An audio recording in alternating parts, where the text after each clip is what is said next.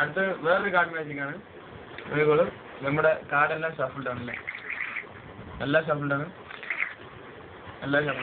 Okay, അപ്പോൾ ഇങ്ങനെ വെച്ചു. എന്നിട്ട്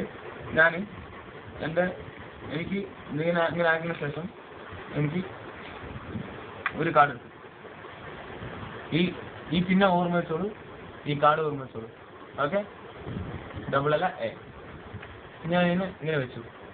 എന്നിട്ട് അതെടുത്ത് നേരത്തെ വെച്ചു. ഓക്കെ, ഇത് ഡബിൾ അല്ല എ. ഓക്കെ, ഇനി അടുത്ത് വേറൊരു കാർഡ് എടുത്തു. ഇത് സിംഗിൾ അല്ല 3, സ്പെയ്ഡ് 3. ഓക്കെ, അതെടുത്ത് ഞാൻ ഇവിടെ വെച്ചു. എന്നിട്ട് ഈ അതേ കാർഡിനെ എടുത്ത് ഇവിടെ വെച്ചു. ഓക്കെ, 2 കാർഡ് ഓർമ്മ ഉണ്ടല്ലോ.